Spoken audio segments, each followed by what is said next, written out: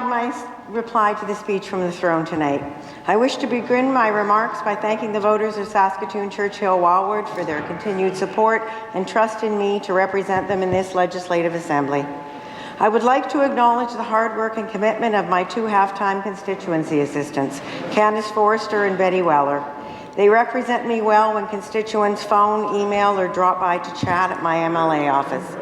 It has been a challenging time for many of these constituent conversations, and I commend these two women for dealing with matters in a professional manner. Mr. Deputy Speaker, I remain very grateful to my husband, Jim, of 39 years. He is a supportive and dependable partner who is also my best friend. We are parents to 3 adult daughters, Amy, Monique, and Janelle.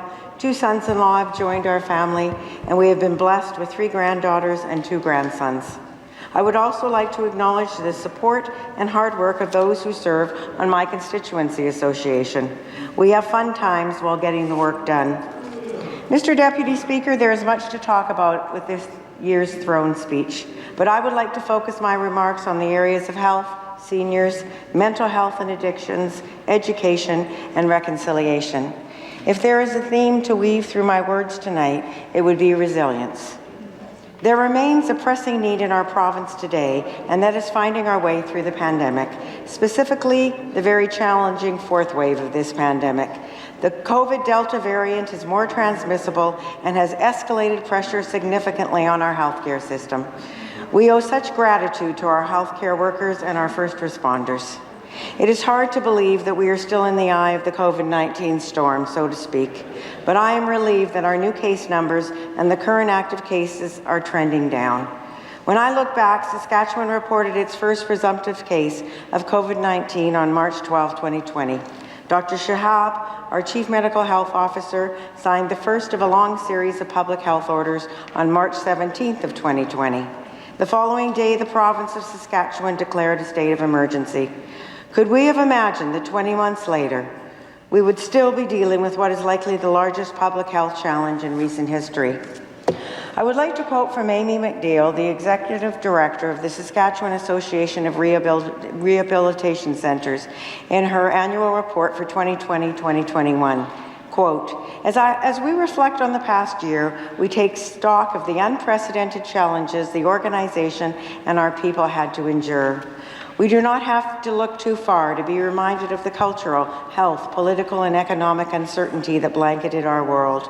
Humankind experienced unimaginable loss, trauma, pain, and stress, end quote. I wish to extend my heartfelt and sincere sympathy to the families who have lost loved ones during the pandemic and the grief they have faced. As stated in the throne speech, the clear path out of this pandemic is through vaccination. I read an article written by Scott Livingston, President and CEO of the Saskatchewan Health Authority. It was printed in the Saskatchewan Senior Mechanisms Fall edition of their Grey Matters publication. Here's what he wrote, quote, Saskatchewan residents rely on our services. For many, quality of life and life itself depend on the care we provide. There is another clear reality. Vaccines work. They aren't a guarantee against COVID, but they exponentially reduce the chance of getting COVID. And even where there is a breakthrough case in someone who is fully vaccinated, those people are exponentially less likely to land in hospital or ICU. Vaccines are our primary tool available to us for reducing transmission and keeping COVID from exceeding our hospital capacity. The choice being made by those who choose to continue to go unvaccinated, not only are they choosing to risk their own lives by going without the protection vaccines provide, they are risking the lives of those they love and those in their communities. They are risking that ICU capacity will not be there for them when they get in a car accident and need it most. They are risking the system being overwhelmed when they have a heart attack and need life-saving support from our healthcare teams. When someone chooses to go unvaccinated, they are putting themselves ahead of someone on our surgical wait list, because in the days ahead, the spread of COVID among the unvaccinated will require us to slow down these types of services. We're living that now. The unchecked spread of COVID among this population is escalating pressure on our hospitals and will result in Saskatchewan residents going without certain health services that they rely on to maintain their quality of life, end quote. Mr. Deputy Speaker, I am aware of constituents in Saskatoon, Churchill-Wildwood who have chosen to remain unvaccinated, despite the safe and effective vaccines that our government has made widely available and accessible throughout the province. And it is so distressing that more than one of these individuals have died or are currently in ICU in a Saskatoon hospital. What we have witnessed in this global pandemic is mass information about COVID-19, conspiracy theories, one myth after another. Whether it is because of the isolation of public health measures or more time spent online, the conspiracy culture has grown by leaps and bounds. This culture has often taken advantage of the fearful and the vulnerable. This pandemic has resulted in misinterpretations, fabrications, and out-of-context research. Facebook reportedly removed over 12 million posts from their Facebook and Instagram platforms between March and October 2020 due to the COVID misinformation. That's staggering. How do we as a society arrive at a place where we would take the advice of a social media individual we don't even personally know over the advice of our family doctor? I want to believe that Saskatchewan people trust their family physicians to guide their healthcare decisions. Work is underway to expand COVID-19 vaccines by allowing physicians in this province to be compensated for not only counseling unvaccinated patients during office visits, but to have the vaccine available right there. In my constituency, Mr. Deputy Speaker, I am fortunate to represent many seniors who live in group settings. They live in 6 retirement residences, 2 long-term care homes, and 6 senior preferred buildings. These older adults have been affected significantly during the pandemic, as they are some of the most vulnerable to the COVID-19 virus. They have lived through months of lockdowns and have stayed home to protect themselves and others around them. As Holly Schick, SSM Executive Director, writes, they have suffered a loss of contact with family and friends and have been unable to contribute to their communities as volunteers and mentors. But what they have taught me, and others so very well, is that they know a lot about the value of resilience. As Holly states, and I quote, "There's nothing like a year of living with a pandemic to make us realize the importance of resilience. It hasn't been easy, but the pandemic has shown just how resilient people can be. Individuals have learned more about patience, perseverance, coping with isolation and grief, and how to pivot to new ways of doing things. Governments have tried to balance the health of citizens with their economic needs and to recognize the interrelatedness of our world community. Older adults know a lot about the value of resilience. The life experience that comes with age builds resilience, and resilience has served us well during the past," end quote. I am so proud of my seniors, and I continue to be inspired by them. Mr. Speaker, we have seen an increase in folks who are dealing with mental health or addictions. The COVID-19 pandemic has impacted the lives of all Canadians. According to the Canadian Centre on Substance Use and Addiction, the ongoing economic hardships, changes to our daily routines, separation from loved ones, among other stresses, have been linked to the worsening of mental health and an increase in substance use. Business shutdowns, school closures, working from home, social distancing, financial uncertainty, loss of employment, so much anxiety and fear of the future. Overdose deaths in our province are on the rise. I was driving to an event in my constituency when I heard an interview about mental health and addictions on a local radio program. I sat in my car and listened. The man being interviewed was Alan Keller, a Saskatoon addictions counsellor, motivational speaker and author. I have since read his books. I would like to share some of his insights from his book, Stepping Out of the Shadows. Quote, "I believe we all have an inner desire to be balanced and feel whole. I view addictions as an attempt by an individual to live outside of themselves so they don't have to go within. We all have a basic need to be loved and nurtured, to be seen and heard. If these basic needs are not met, there is a greater potential to stray down the path of addictions. The face of addiction has changed significantly over the past 50 years, and today it can be difficult to recognize an addict. The addicts of today are nurses, lawyers, surgeons, teenagers, soccer moms, and grandmas. There has long been a correlation between addiction and those who struggle with mental illness. The CCSA in 2009 found that 50% of addicts also struggle with mental illness. To escape internal struggles, many turn to addictions to experience relief from their painful realities, end quote. Ellen's book outlines the process of recovery, treatment options, detoxification, looking in the mirror, emotional healing, managing cravings, and more. One powerful part of his book is when he talks about the fight. What do you do when you've tried everything but nothing is working? You fight. I quote, "When someone feels there is nowhere to turn, they need to open their eyes as wide as they can to see the many resources available to them.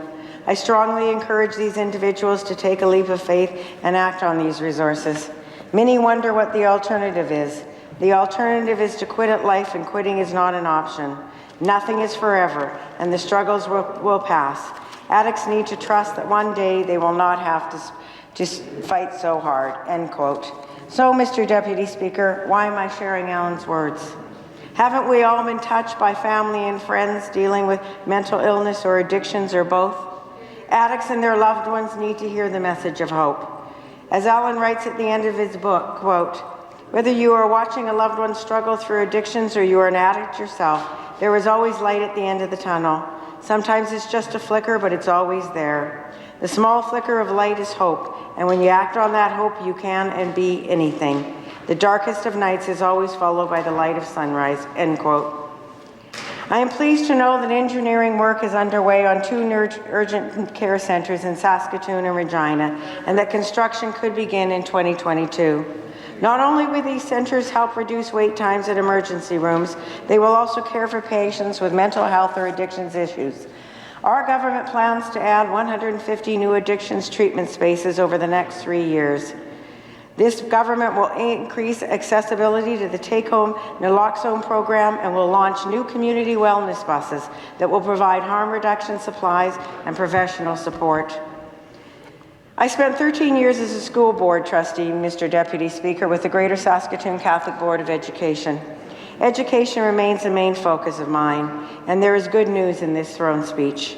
Our government is moving forward with a plan to create a new funding pool to enhance class supports for teachers working with the larger classroom sizes, and this will include hiring additional education assistants.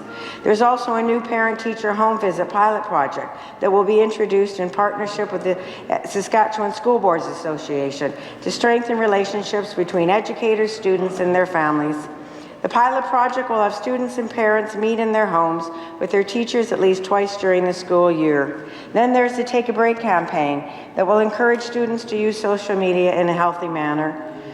We are aware that social media can be a powerful influence, particularly to our youth. And that influence, as we have seen with the pandemic and vaccine misinformation, can have a harmful effect. I'd like to spend some time this evening, Mr. Deputy Speaker, on reconciliation. Both guests invited to offer prayers to open our legislative session focused on this. Elder A.J. Felix talked about how Indigenous and non-Indigenous ancestors of this province, quote, "We had a long, hard history." We are faced with the reality of residential schools and intergenerational trauma. During Women's History Month in October, the Métis Nation of Saskatchewan paid tribute to strong women who helped shape the Métis Nation of today. One of those features was Louis Riel's grandmother. I quote from the Post, quote, "Louis Riel may have inherited his resilient nature from his grandmother, Marie-Anne Lagimodière-Gabory. Born in Quebec in 1780, Marie-Anne married Jean-Baptiste in 1806 and was by his side for the 2,200-kilometer trek west when he wanted to return to the fur trade. She became one of the first women of European descent to settle in Red River," end quote. Marie-Anne died at St. Boniface in 1875, Mr. Deputy Speaker. She was 95 years old. She was my 4th great-grandmother. I attended a reading of Jean Tallet, author of The Northwest is Our Mother, at Government House. Her book is the story of Louis Riel and his people, the Métis Nation, a nation that I am a member of. I read about the life of my 4th great-grandfather, Jean-Baptiste Lagimodière, and how he signed on to the Northwest Company in 1799. Fur trader, buffalo hunter, and pioneer settler. In the spring of 1812, Jean-Baptiste and his wife Marie-Anne settled in the Red River Colony in Manitoba. What followed were years of clashes at Red River due to the rivalry between Hudson's Bay Company and the Northwest Company, as both were seeking control of the fur trade. When the Red River colony was in danger of collapse, Jean-Baptiste was hired by the HBC agent to carry dispatches to Lord Selkirk in Montreal to warn him of the situation. Jean-Baptiste left Red River on October 17, 1815, and traveled 1,800 miles to Montreal, most of it on snowshoes. On March 10, 1816, he handed the dispatches over to Lord Selkirk. This arduous journey to Montreal made him a celebrity. It is the makings of fiction, but it is fact. His daughter Julie married Louis Riel Sr., and she gave birth to Louis Riel Jr., who is regarded as a leader of the Métis. I brought greetings to the Saskatchewan Seniors Association annual convention a couple of weeks ago. The Director of Public Education of the Office of the Treaty Commissioner did a fine job at the convention of taking the participants through treaty education. We learned how a treaty is a nation-to-nation agreement based on mutual recognition and respect for both signing parties. The treaties were signed to ensure a continued and undisrupted existence of both parties in order to provide peace and good order for all people. I was fortunate to have the opportunity to participate in the 4 Seasons of Reconciliation online education course offered to MLA. This course highlighted that the Indian Act banned traditional religious and cultural practices of Indigenous people, denied them the right to vote, and restricted trade. I was reminded that the intergenerational trauma for Indigenous people resulted from the Indian Act, the loss of Indian status, residential schools, and the 60s scoop. Mr. Deputy Speaker, there is much learning and healing that needs to take place. In response to the Truth and Reconciliation Commission's calls to action, our government is introducing a number of measures. A memorial honoring those who have been impacted by the residential school system will be built on the grounds of Government House. If this province is going to thrive, we need to ensure that Indigenous people are full participants in the economy. A growing forestry industry is one way that we can achieve this, and announcements by Paper Excellence and One Sky Forest Products in Prince Albert, Dunkley Lumber in Carrot River, and Carrier Products in Big River are all welcome news. Our government plans to provide financing to Indigenous businesses of up to $75 million through a new Saskatchewan Indigenous Investment Finance Corporation. There has been a new online gaming agreement signed with the FSIN, and revenues generated by the gaming site will be shared by the province and First Nations. There is also a commitment to install highway signs marking the boundary between Treaty 4 and Treaty 6 territories, and this treaty boundary signage will help further treaty awareness and education in our province and support our work towards reconciliation. The announcement earlier this year by BHP Billiton of an additional $7.5 billion investment to complete the Jansen Potash Mine east of Saskatoon was very welcome news. BHP's total expenditure of $12 billion will be the province's largest single private economic investment that Saskatchewan has ever seen. Construction is expected to take 6 years and a further ramp up of 2 years. The company is expected to create 3,500 jobs during the peak of construction and 600 jobs once the mine is operational. BHP has also committed to not only a gender-based workforce, but also 20% of its workers will be Indigenous. More First Nations and Métis people are working in the province than ever before. It was highlighted in the throne speech that in September, off-reserve Indigenous employment, Indigenous full-time employment, and Indigenous youth employment all reached an all-time high. Indigenous people in this province have shown that they are resilient. I would like to highlight another book by Alan Keller. It is titled Born Resilient, Mr. Deputy Speaker. It is full of stories of people facing and overcoming very difficult challenges. Quote, "We can quickly lose our will to live when hope vanishes. How long do you fight through a challenge before giving up? There are those who simply curl up in a corner and admit defeat, and there are others who raise their chins, buckle up, and face the challenge head on. So what is it that enables some people to feel hopeful about the future in spite of adversity, while others become depressed or self-destructive? The answer, a resilient nature. Resiliency is your ability to withstand, manage, and effectively cope with difficult situations. It allows you to deal with a constantly changing world, and it is what helps you to bounce back after some form of struggle. You are not created to roll over and give up in the face of adversity. You are born to fight. Each challenge you are able to work through gives you strength because you have also established hope within yourself. Hope says that one day there will be relief from all the agony and peace will soon follow. Hope means that the future has the potential to be better than the present, and you can draw strength from looking beyond your current challenges toward this. Hope is what allows us to persevere despite some of the harshest conditions. Even when the cards of life seem to be stacked against you, it is a resilient nature that allows you to defy all odds and rise above. End quote. Doesn't that definition of resilience fit the people who call this province home? I read an article in the Better Farming October 2021 issue written by Terry Aberhart, a farmer near Langenburg who also runs an independent agronomy consulting company. He wrote about the challenges facing farmers over the last couple of years, and I'd like to quote the article.